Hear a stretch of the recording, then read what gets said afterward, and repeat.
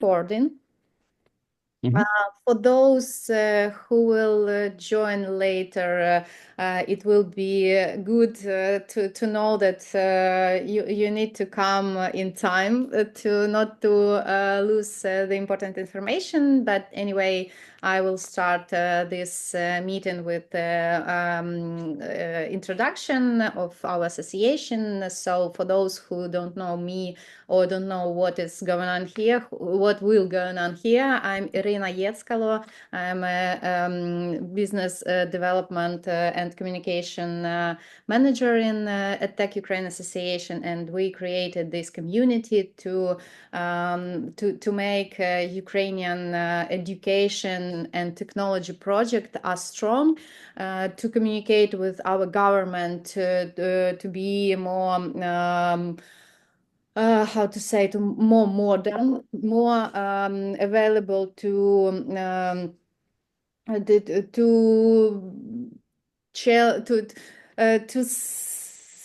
how to say, I forgot English, but to save our knowledge and to make it better and better. Okay, let's be in this way, and also to implement our knowledge and all stuff we already did into international community, to share knowledge, to take the knowledge, and to make education more inclusive in as much as possible. So that's our mission, and I'm glad to be here, and I'm glad to have this kind of partner as ETD and partners. Because of them, this webinar is take place today. So probably from this point, I will give microphone to Alessandro, and he will represent a bit his organization and our dear speakers. Thanks. Thank you, Irina. Hello, everyone. My name is Alessandro Bilotta. I'm the Director of Program Management with EDT and Partners. I'm based in London. We were chatting before about the weather. It's beautiful and sunny and very springy today in London. I'm very sad to hear that the weather in Kyiv is not as nice as here today. But anyway, thank you everyone for joining this webinar. We're very happy to deliver to you this third webinar as part of the series we've organized in partnership with EdTech Ukraine and AWS. As some of you might have been on previous webinars, the first one was about Gen AI, and we had our colleagues Laura and Benny talking about generative AI in education, and give you an example through lecture, the framework that we are developing powered by AWS. The second, we also had AWS as a guest of the first webinar. They discussed the Gen AI solutions within the AWS ecosystem. The second webinar was more centered around cloud technology, and we had our guest from Juniper Education that just told us his story of how he took his company on the cloud, and all pros and cons of being on the cloud compared to the on-premise type of solutions. That was very interesting to hear. And then today, this is the third webinar that wants to tell you the story about how we can enable all of this technology through one of the most fundamental aspects, which is funding. We know that sometimes access to funding can be a barrier. So today, my colleagues Joe and David will just guide you through what's the international donor funding, grants available, and then specifically to Ukraine and education. Before I leave the virtual stage to them, I would also like to say that Zoom offers availability. There's a functionality to put closed captions on. So if you hover to the lower side of the screen, you see show captions, and I believe that could be English, but could also be translated to Ukrainian. So that could be very useful for some of you if you'd like to use that function. Perfect. So I'll just now leave as I said, the virtual stage to my colleagues, Joe and David. I'll be available here to answer any questions during the webinar and after the webinar as well. Over to you. Thank you. Thank you very much, Alessandro. And thank you very much for all of you joining us. And it is our privilege to be speaking with you today. It is not intended to be a speech, but as a intention is to have a sharing session as well. So if you do have any questions or points you'd like to raise, we'll have some time at the end for some questions. But if you have anything you'd like to bring up, then please use the chat functionality within Zoom to do so. So my name is David. I was a school teacher for 10 years. I've worked since leaving teaching a long time ago. I've been working with education technology companies, focusing on how to make the best use of technology for the educational benefit. So thinking about what are we trying to achieve in education systems, and then how does different types of technology support that? Part of that process, I've worked with a number of governments and a number of projects with different donors. So, for example, the World Bank, UNICEF, Asian Development Bank, and others as well. So that's my quick background. Jo, do you want to quickly introduce yourself?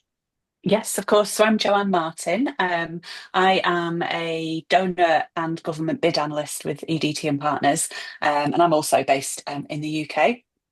So I've got about 25 years experience with various EdTech companies, worked in project management and various bid roles on varying scales of projects, most notably directly with governments. And as David touched on before, a lot of the multilaterals, your ADBs and your World Banks. Thank you. Thanks, Jo. So what we're going to do today, we're just going to talk about what the donor funding landscape looks like, both globally and also specifically in regards to Ukraine. And also look at some donor opportunities and funding opportunities that there are around for education technology, and touch on the strategies for building relationships with donors and how to increase the chances of securing funding.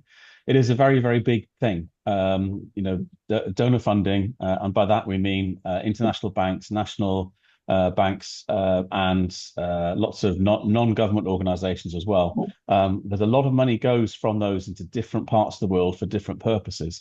But that means it's a very, very big place to try and search. So hopefully today we'll give you some ideas and help of how to do that most effectively and also most efficiently to save time and do things and increase the chances of success. So just going on to highlighting a couple of things that we work on in EDT and Partners. We specifically design activities to support companies and organizations in accessing donor funding. So we do a lot of activities around insights and readiness. So a specific workshop like we are doing today to give an overview of donor funding and how to access it. We also do a number of other things. So we have a briefing room, which is a facility where you can get latest updates on what's happening both on an international stage and also on a national level.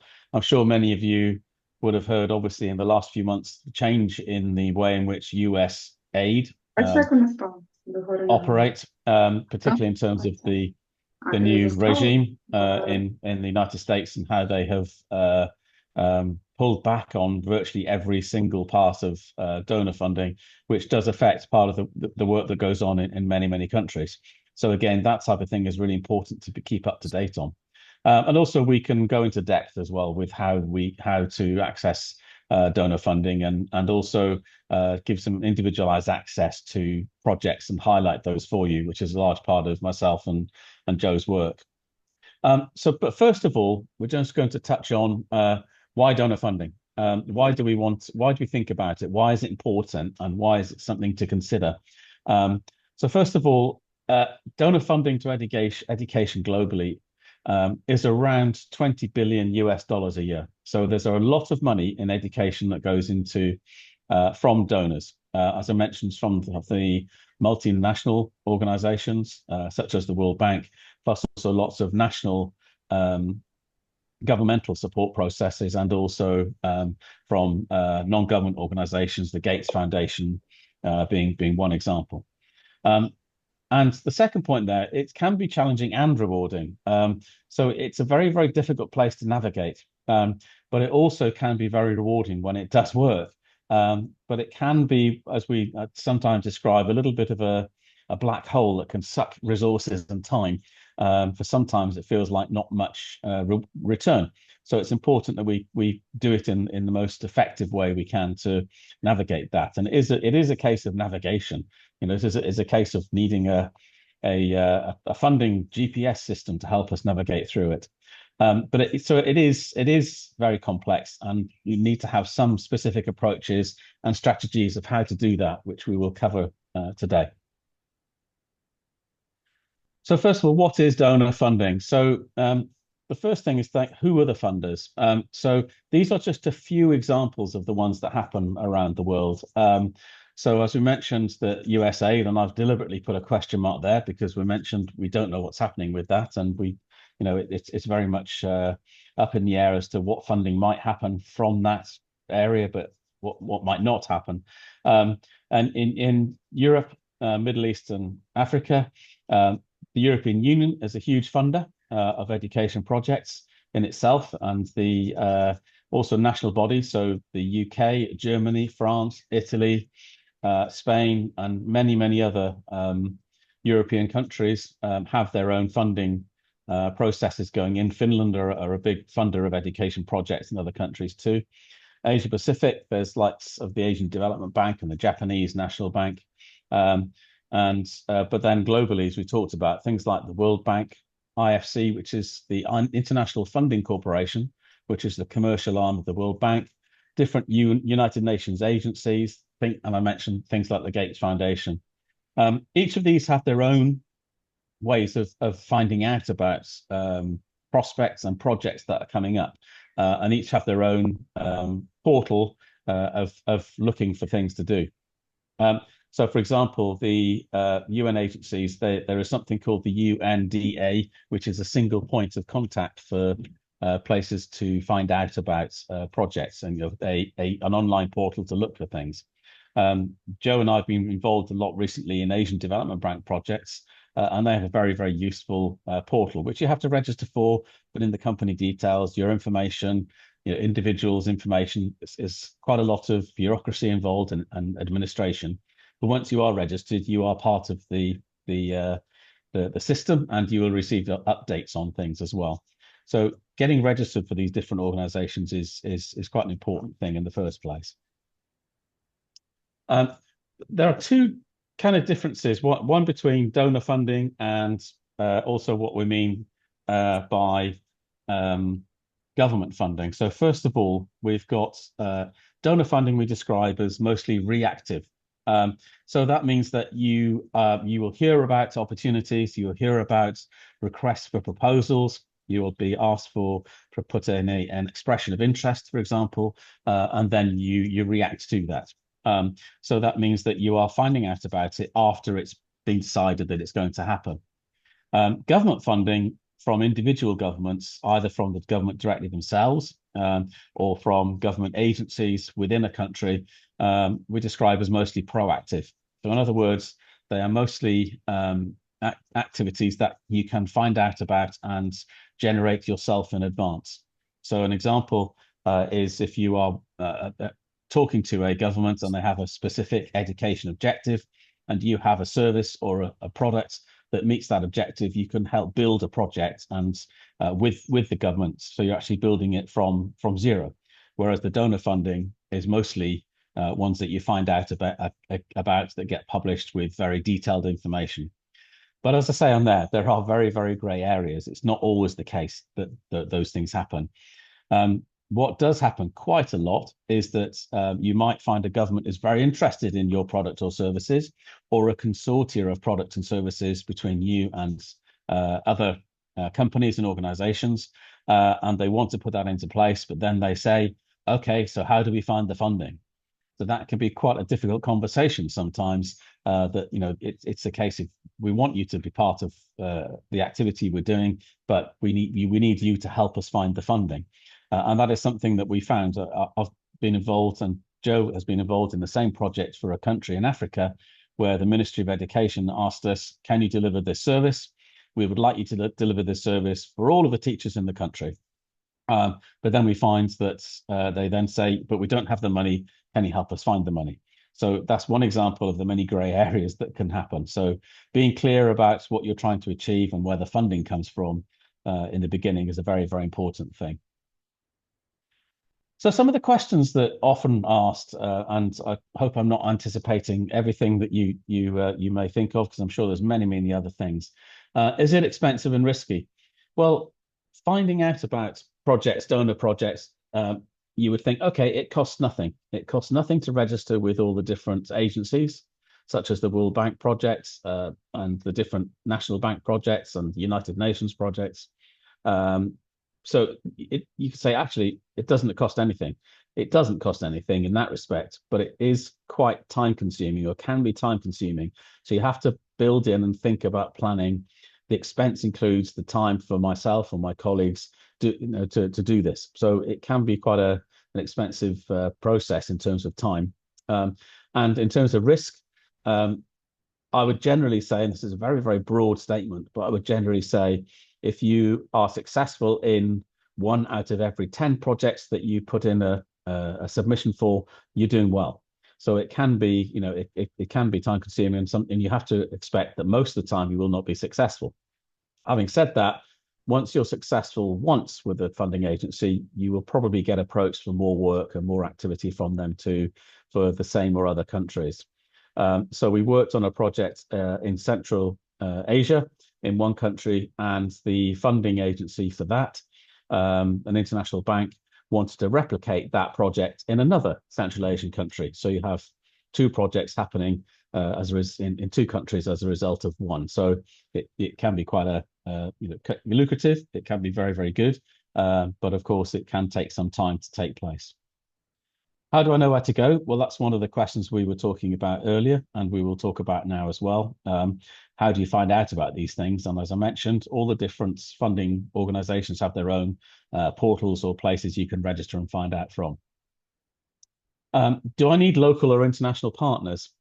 Very important point, because many projects are not just one company, they are multi-company projects, and some will require an element of international expertise and national expertise. So expertise coming from other countries, plus if it's a project in Ukraine, Ukrainian companies involved as well. If you are a local company, in other words, if you're a Ukrainian company operating in Ukraine and there is funding coming from an international bank, it's almost certain that there will be a requirement for a local company to help and to work on the project. So getting known to the international organizations and companies that do this work is quite an important one, because they do need local national representation.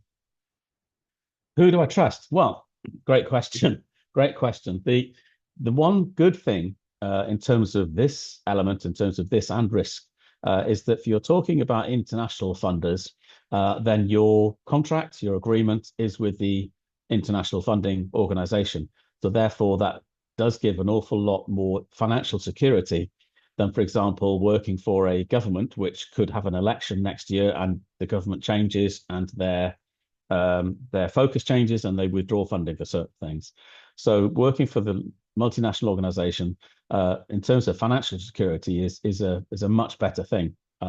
It can take some time, but it does mean that you have a lot of belief that you can invest your time and your resources in it now, knowing that you're going to get a return on that investment. How long does it take to get your return on investment? Well, as we have a saying in England, how long is a piece of string? In other words, it could be this long or it could be this long. So sometimes it can be very, very short. And when I say short, it could be a few months. Sometimes it could be a few years. So these are not generally quick projects. Some projects can be very fast. One project I was involved in, that we submitted a request for proposal in May, and we started the project in October. That was very fast. That was very, very quick. There was a shortlist process and so on. And then in October, then the funding started coming. And the funding does tend to be broken down into time scale. So typically it would be, there'll be an inception report. So in other words, a month or two into a project, you set out and you lay out exactly what are we going to do? How's the project going to run? And then that will trigger the first payment. And then payments will be made throughout the lifetime of the project, usually on a quarterly to half-yearly basis. There can be negotiation for that. So one of the things I always advise is if you're successful in a project, when you're in the negotiation stage with the funder, ask how much percentage of the project can we get for a mobilization payment? In other words, how much can we get? Could it be 8%, 10%, 15% at the start of the project to help us mobilize and get things moving? And that's always worthwhile asking the question. It might not always be successful, but sometimes it will. And if it isn't successful, you have to be prepared to say, actually, we've got to invest, and we know we're not going to get any finances back from the funder for, say, 3 months, but it is secure funding. So that is one very, very good thing. Is it worth the effort? Well, depends on who you talk to. Depends on how long you want to be an investment. I always say for any company, particularly in education technology, I would always describe it not as your business, day-to-day business, but as something which is the celebration cake on top. You have your basic cake, which you might eat every day, and this is the beautiful icing and frosting on the top that goes on top of it. So it can be very, very worthwhile, the effort, and it really depends on how you want to operate your business. But I would always say you should not depend on this type of funding for your business, but it can be very, very good when it does happen. Because funding, you can go for 2 years without a project, and then next thing you know, you've got 3 projects running at once for the next 5 years. So it can be a little bit up and down, but when the ups are there, they can be very, very worthwhile. And just to ask the question, what are the questions come to mind? I think, is it worth the effort is really the most important one. And knowing that is really based on what knowledge do I need to have at the beginning? What knowledge do I have now? Who do I need to talk to find out about other things? So that's a really important thing about what other questions might come to your mind about, should we pursue this type of funding? Is it something we can find out about more? There has been a lot of financing going into Ukraine from the World Bank in terms of education. And Joe will show us an example of that shortly. But for example, the World Bank projects, it might say a project is worth $500 million. And it's easy to get excited from that. But when you break all that down, if you're a software services company, for example, that could be a very small part of that very, very big project. But even so, could be a useful project to be talking about. So how to access the donor market? I'm going to ask a quick question here, and please don't actually answer it, but it's something to think about in our mind. If there's a straightforward yes or no question, and answer it to yourself. If the first you hear of a tender is when it's published, you're too late. It's a very, very common phrase that's used, is when it's public, that you're too late. Somebody else will have already got there. And the answer to that is, well, yes, it is, but it's also no. So it can be both. But the important thing is that when you have tenders that are coming out in this domain from international banks and donor funders like United Nations and UNICEF and other organizations, the process has to be very, very fair and transparent.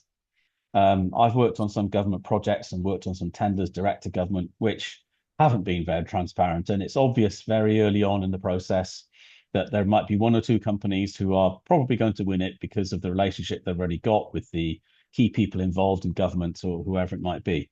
But the one good thing about the donor funded space is that it has to be very fair and transparent. So their rules are very, very clear. Their timescales are very, very clear, and they have to be seen to be extremely fair in that process. So no is the answer to that. It's not too late, but yes, the sooner you know about things, the better. And that's a really important point.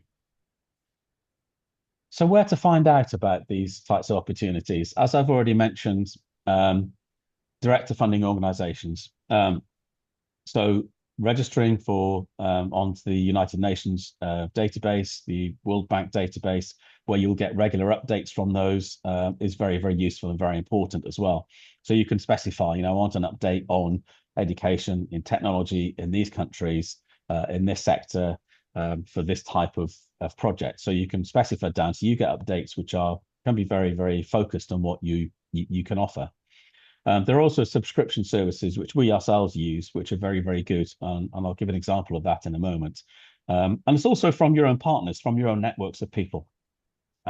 You can hear about projects that are coming up from your channel partners, either companies that you might distribute for, or companies that distribute for you, or from colleagues, or from people in your networks. And that's a really important thing. And that's part of the work for the EdTech Association here. Is a very important thing, because often projects cannot be delivered by one company. So having the right mix of companies that can help deliver the overall project is an important thing.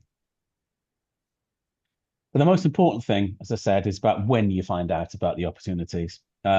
It's not necessarily where you find them, but when. Once opportunities are published from a donor, sometimes the closing date can be close as 2 weeks' time. And if that is the case, then obviously you've got a very, very short space of time to put together quite a lot of paperwork and quite a lot of information on submissions for them. So finding out about them as early as possible is a very important point. So generally, in terms of stages of projects, just give me a sip of water a moment. Thank you. So open is when they become publicly published. The different stages have different meanings. So, for example, if we go through, then programming is when a program is the idea is put together. The formulation is when the funder and typically a government or a government department or ministry formulate the idea and say, actually, this could work. Approval is when they've agreed on the way it should happen and also the funding. And forecast means it's going to be coming up soon. So in other words, just giving you prior information about what's happening soon. So one of the important things to recognize is those two areas, approval and forecast, are probably what we describe as the sweet spot for finding out. So forecast could mean it's coming up in the next 1 month or 6 months, generally. Sometimes they can be longer, but it means that you know that a project has been approved, that it's going to be coming soon, and you can get yourself ready for it. And a lot of the projects then at this stage will publish quite detailed information to allow you to check whether do we qualify. If we don't, what do we need to qualify? Is it working with another company? Is it certain individuals need to have on board as experts, and so on. So that means that when the project is opened, i.e. it's ready for tendering or for putting in your request for a proposal, or sometimes they ask for an expression of interest. In other words, a short proposal, which will then get shortlisted from all of those that express that interest. And then people get invited to bid for it. So that means that you could prepare for those stages and you're ready to go when it does actually become open. So that's a really important point, is finding out of those different ones. And this information is all publicly available from each of the different funders. However, we use this organization called Development Aid, which actually will give you, collate all this from all the different funders around the world for all different types of projects, and give you information on all of these different stages to say, actually, this hasn't been opened yet to the publicly published, but it's coming up. We can see that it's coming in advance. So what we're going to do now, I'm going to hand over to Jo, which I'm sure you'd be delighted not to be hearing my voice for too much longer. And she's going to talk a little bit about some of the trends in the Ukrainian education sector from some of the research that she's been able to do to find out a little bit more about that. Okay, so handing over to you, Jo. Do let me know when you want me to click forward on the screen, and I'll do that from here. Yes, will do. Thank you, David. So yes, if we could, thank you very much. So the overview of what we're seeing at the moment within Ukraine. So, I mean, obviously, government spending on education has understandably shifted, dropping from what was 14% in 2021 to around 8.5% currently. But On the flip side, we are seeing international donors stepping in a big way to fill the gap, really. We have multilaterals, such as David touched on before, the World Bank, and in particular their current programme, which is worth 450 million, the LEARN programme, which is lifting education access and resilience in times of need. That's a standout example of something that's happening at the moment. It's aiming to support 1 million students and teachers. And then we have NGOs such as the United Nations Global Fund called Education Cannot Wait. So they're an organisation dedicated to supporting education in times of emergencies. They're also on the ground currently investing about $24.5 million to provide safe learning environments and enhancing learning outcomes. So what we're also seeing as well is a few examples of public-private multi-stakeholder collaboration in this space, from the likes of UNESCO, the Global Partnership for Education, and companies such as Google and Microsoft. They've committed over $51 million aimed at supporting education continuity, in effect, particularly in relation to things like distance learning and digital learning infrastructure, psychosocial services, and providing training and resources for teachers and students. And what we're also seeing is that despite the critical role in education in the crisis response on the ground, local education organisations are receiving a disproportionate amount of the direct funding that's going into the country. So what that means really is, there is a huge opportunity for new partners to get involved and make a real difference to what's going on currently and in future projects themselves. So there's a growing need really and desire amongst international donors and companies looking to go into these projects to partner with Ukrainian organisations. I mean, they understand the local context, the infrastructure, and obviously the people, the learners themselves. So obviously, as David touched on earlier on, we've seen worldwide, we've seen the recent suspension of the USAID programs, which has shown just how vulnerable external funding streams can be. As David mentioned earlier, sometimes all it takes is a change in government and programs can be shelved, obviously reflecting on what we've seen with the USAID funding. But this also sort of highlights the importance of getting yourselves visible, and the act of being prepared for these changes and for when projects are picked up by new funders, particularly obviously in the education and tech sectors. So really by proactively positioning yourselves as reliable local collaborators, you not only become part of the solution, but you make it easier for global partners to find you and want to work with you. Because in reality, your voice, your insights are invaluable to them. So if we could go to the next slide, please, David. Fabulous, thank you. So just looking ahead to what's shaping the future of projects within Ukraine, the new Ukrainian school reform is a big initiative. It's basically transforming the way young people learn, making education more student-centred, more practical, and focusing on real-world skills, which is, a real bold step towards building a modern, engaging education system. On the infrastructure side, there's obviously major momentum to rebuild and modernise damaged schools. These efforts are being supported by the Ukrainian government themselves and obviously in partnership with international organisations. And these aren't only about restoration, but they're about creating sustainable schools, making them safer, greener and more inclusive. And globally, Ukraine's building obviously strong partnerships with global organisations. There's currently a UK-Ukraine university twinning scheme. That's one standout example. They're creating research and teaching links across borders. And we also have the British Council, they're continuing to be active to support language learning and cultural resilience programmes. So to bring sort of everything into focus that we've just looked at, I just wanted to highlight a live example that really illustrates the scale and the opportunity and the direction of donor funding that's taking place on the ground right now. So as we mentioned earlier, the LEARN programme, the UN programme, it's a $415 million education recovery initiative, obviously funded by the World Bank. So it's one of the most significant investments that's currently underway.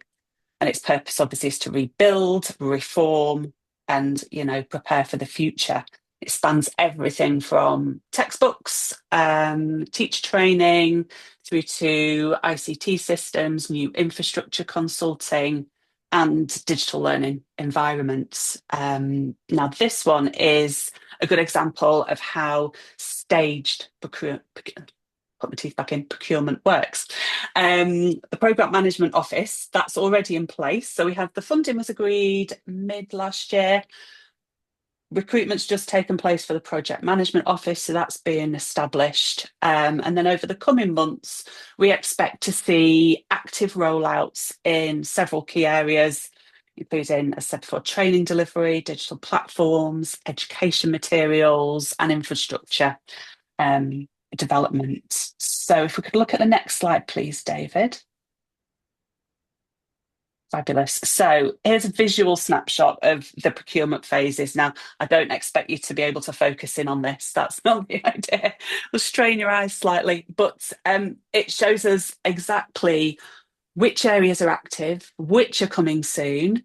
In a lot of the cases where contracts have been issued, who they've gone to, which is quite important to understand competition and things like that. But more importantly, where your organisation might align in all this, you know, whether it's looking at materials or consulting.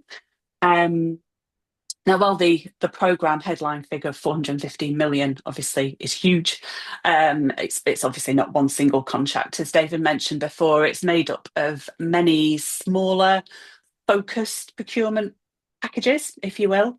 So these will all be going out as individual tenders and service requests that are very targeted and specific. So these are obviously where the real opportunities for you lie, really. And as the project progresses, we'll be able to see components that are set out specifically for both international and or Ukrainian suppliers. So this is really important. So if we have an international need, this is where you'll be seeing the international partners looking for Ukrainian organisations to go in a consortium agreement with, really. What is quite important to bear in mind, though, is even if you're not a traditional education supplier, there's still often a role that you can play in large projects such as this. For example, schools, they could support pilot programmes or research a bit, or act as research points by offering real-world environments for some of the suppliers for rollouts. Universities, there's often a need for academic research-led aspects of some of these programmes, such as in curriculum design, pedagogy, or even at the evaluation phase as well. So if you're thinking, oh, goodness me, where do we fit in this? This is exactly, you know, the kind of collaborative project that's looking for an innovative and local approach in a lot of cases. If we could look at the next slide, please, David. Fabulous, thank you. So here we're sort of honing in on part of the detail of the procurement plan. So this section covers the individual consultant roles that are part of the early stage implementation team. So what's important to point out here is these plans give us visibility in advance. Going back to what David was saying before, we will get that forward visibility of what's coming down the line, so we can then prepare ourselves for it. We can see the dates that are planned in terms of the terms of reference release, the method of selection, and also who is likely to be eligible to apply. So this then gives you a clear window of opportunity to then prepare yourselves and position yourselves correctly and early on. Okay. Sorry, my screen's just gone blank. I can still see it. You see it? I've lost it now, sorry. I think you're seeing my screen, Alessandra. That's the... Sorry, Yeah. I was worried there was an issue at my end. So what's important here is, I'd say, positioning. So what we're going to be looking at now is what you can be doing to get yourselves ready, or another good English saying, getting your ducks in a row. So getting yourself prepared for the bid process itself. So there's a lot of practical steps you can be taking in advance, such as from your company perspective, getting documents in line, such as your company biography, getting your financial information all to hand, or quite often funders require 3 to 4 years of accounts or turnover figures for those years. You'll be required to submit things like CVs or professional overviews for some of your key personnel. So these are all really important pieces of information that you can prepare in advance, so you're not scrambling around at the last minute for it, and they can just then be tailored for the particular bid.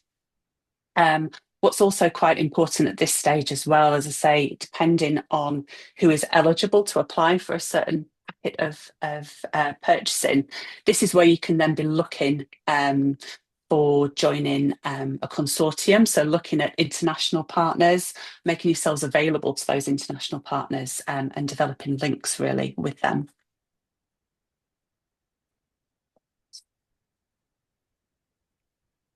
Okay, thank you, Jo. Mm-hmm. That's really helpful to look You're at some of the specific opportunities, and that's just one example of the World Bank project there. As I said, $450 million for Ukraine, but of course there's a lot of detail in that. One of the things, as Jo mentioned as well, it's important to think about joint venture or consortia type approaches, because the mix of skills and experience and background can be very important. So Jo mentioned some will require 3-5 years worth of experience in a particular field. If you don't have that as in your company or your organization, then most of the time, if you have that within your consortia with the companies or other people you're working with, then that's fine. And that can be individuals as well. So some can be very specific and say, need to have had 10 years worth of research experience in education, for example. Finding somebody who is a university professor who's got that experience will meet that criteria. So often it's a way of looking and saying, okay, we've got a list of boxes we need to tick. If we don't have all of the ticks for the boxes, where do we find it? And that can be part of that, very much that mix of the skills and background and expertise that you have. And being prepared is really the important point, to have it all ready, including, as we said, all of the information about the experts and the individuals. The World Bank projects, for example, as Jo showed you there, they asked for people's CVs, resumes in a certain format. So they provide a Word format, you've got to put it in. Once you've done that once, okay, a bit of updating, but it does mean you have that ready to go. Others are a little bit more flexible, and it's up to you how you submit it. So, you know, there can be different formats, different ways of doing it.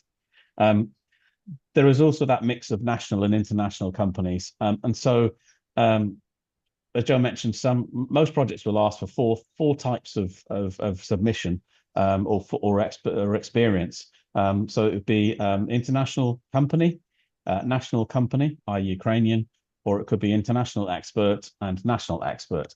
So those are the 4 types of things. If you find you have a project which is very much one that a Ukrainian company can bid for, a part of a project, but you need international and a couple of individuals, for example, to help with certain aspects of it, then again, that's where it's really important to start building the network of people you can approach. And once you do register with the different funding agencies with their portals, then people can search for you and find you. So we were approached last week by a company in India. We're actually submitting for a project in I forget which country, but it's in another Asian country for a project there. So, and they found us via looking at the databases. So again, it's getting yourself aware, getting yourself noticed. So just to conclude, really, and some of the things we think it's really important to cover with this area, with looking at different types of donor funding. So first of all, it's important to look for what the market is needing and what solutions are required, and being able to identify, do we meet that criteria? That's second point there, pre-qualification and funneling down, as we describe it. In other words, it's worthwhile looking and investigating what are the basic things that are needed to help us funnel down to see whether it's something we can apply for.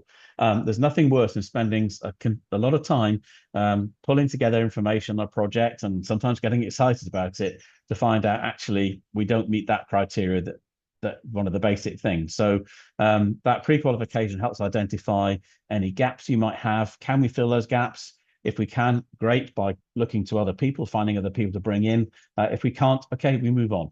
We don't want to spend time on things that we can't apply for. It's also worth looking at the different types of opportunity. So in other words, is it a direct grant, for example? That sometimes is the one. Is it one which has to be tendered for?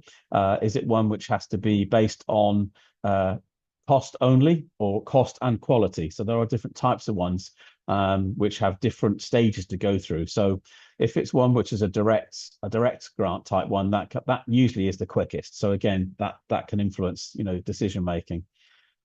Looking about how much research we're going to put in and what we describe as an environmental study. How much do we need to know? Can we find out as much background as we can about the project, the other companies involved, the project management office, often from a government department? Are they set up? Can they take questions? Can we talk to them? Can we find out about it?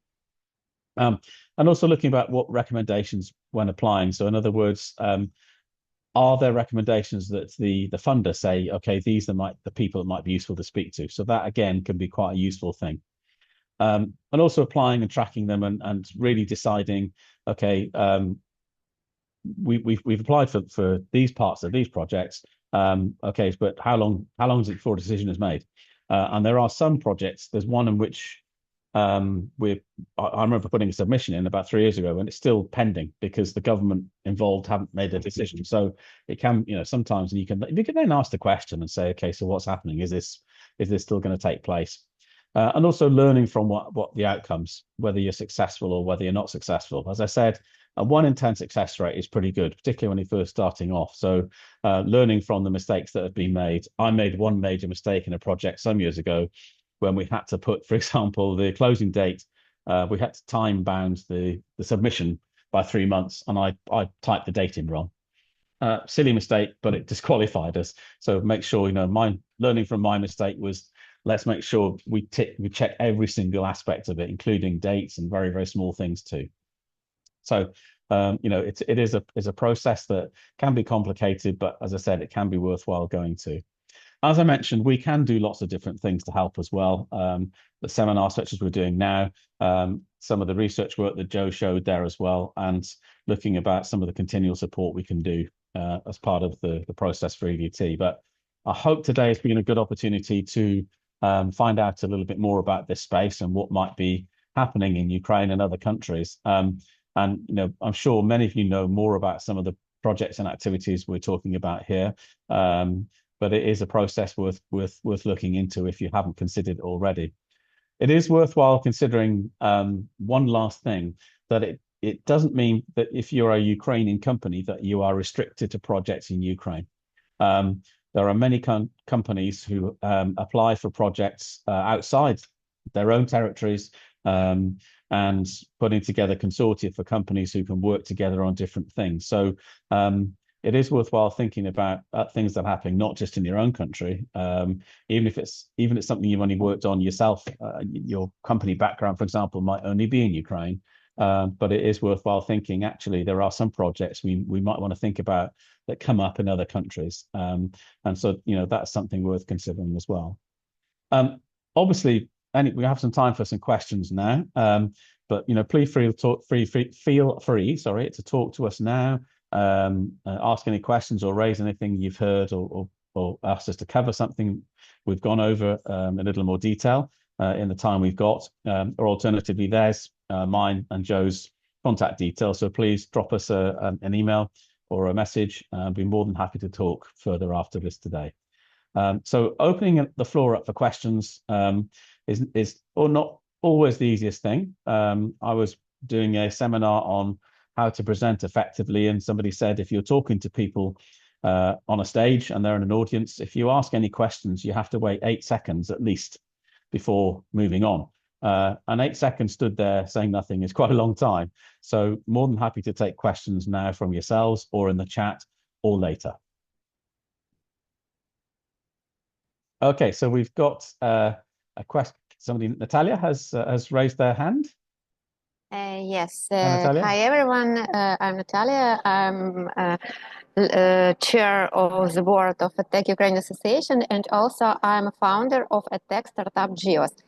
And my question is, recently I visited UNESCO Global Education Coalition meetup in Paris, and talked with representatives from UNESCO, UNICEF, and other donor organizations. And most of these organizations are, yes, of course, they invest a lot in Ukraine, Rebuild Ukraine, and other programs. But mostly they invest into governmental organizations through our ministries of education or Ministry of Digitalization, but not through public organizations or, of course, not directly to commercial companies. What do you recommend? How can our members of our organization attract donor money to share their innovative EdTech products locally? I don't say about global market, but locally we can do a lot to improve the situation in Ukraine, to improve the situation with educational losses and rebuild our educational system, but we can't attract directly donor money through these organizations, only through our ministries. But our ministries not always partner with commercial structures. What do you recommend? Okay, so for most donor funding that goes into government, and the relationship does tend to be in that way, that a project will be done in partnership with the government. So the funding will go from the international donor to the government, and then the government will then disperse that funding according to individual parts of the project. So most of these projects will have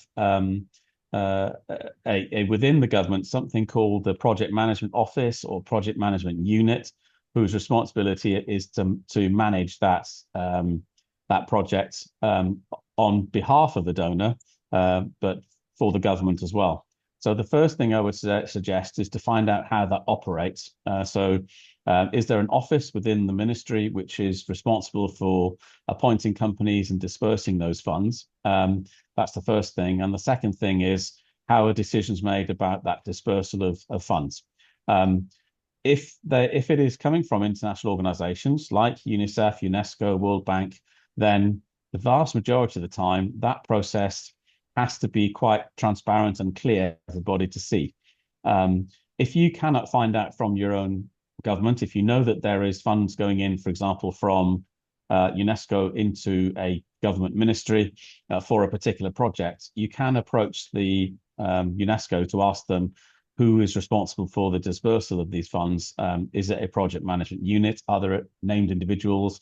Is it an office that are responsible for this? So that is usually the process to go through. Okay, maybe you could recommend not so big world organizations, but other organizations who are ready to connect with public organizations like our association, or, for example, with commercial structures. Yes, and I do think that as an association yourselves, finding out about who is responsible for the dispersal of funds coming from international donors, that would be a very useful thing, is to find out who is responsible in the Ministry of Education or Ministry of Finance, whoever it might be, which office, which people are responsible for that, and asking them the questions that you just asked me about, how is that funding dispersed, how does it get given out, how are the decisions made, what are the timescales? Yeah, okay, I hope that helps, Natalia. Okay, are there any other questions that people have now? Please feel free to raise your hand. I'll just quickly check the chat to see if there's anybody put questions in those on there. I can't see any particular ones on there. Somebody has made the somebody's made the comment that the government layer will destroy any private initiatives. Well, that's the same for any government. That is the same for anywhere, unfortunately. But if the funding is coming from an international donor, they do have to be there has to be processes to go through, because I have seen an example of funding in Asia, in East Asia, where the international donor withdrew funds because it was being mismanaged by the government. So that's the ultimate threat they can put in place, but they have to show at least ways of actually dispersal of funds to make it fair. But government, of course, can be very bureaucratic and very difficult to work with, and I can't answer that question really immediately. Somebody, Oles, has raised the question, one simple question: how do we jump in the consortium for 50 million? That is something in terms of finding out about the other companies involved. So registering on the different donor platforms is very important, because that will get yourself seen and get yourself known. And we'd all love to have a consortium for $50 million, wouldn't we? It would be fantastic. But it's not an easy, straightforward process to do that. But making sure that you're known in that space is, by registering with them, is really important. Okay. I can't see any other questions. But sorry, there's one that's come through from Yuri. Where to monitor funding opportunities? Okay, that's something that I showed a website called developmentaid.org, which we can share, which we use ourselves. There is a free version of that, which is worth having a look at.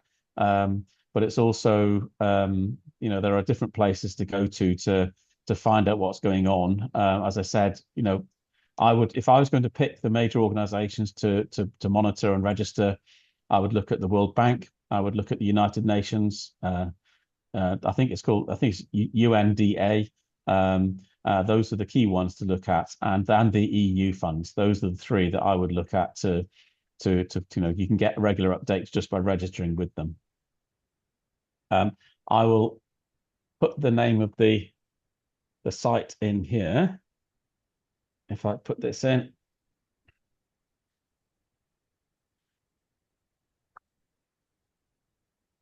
Developmentaid.org is that there? So that's that one there, and I'll just go back to my notes to double check that is the correct address. Here we go, developmentaid.org. That's the one there, which it is correct. I did type it correctly in the chat. So it's worthwhile having a look, because you can actually filter and do things. And as I said, there is a free version which gives you limited information, but at least you can see what's actually coming up. Okay, so I'll leave that there. So thank you very, very much. And please do ask us any other questions after today. We've actually hit the hour, and we do really appreciate your time and your attention. But we're here to help, and really, very, very keen to help as best we can to help the advancement and rebuilding of Ukrainian education for all of the students there. So thank you very much. Yes, thank you for sharing this basic information, actually, because if you want to know about funding something, you need to watch this webinar in recording, because that was like basic and the steps to raise this. Thanks a lot for everyone who was listening here, for asking questions. If no one asking, so it means two things: everything is clear and nothing.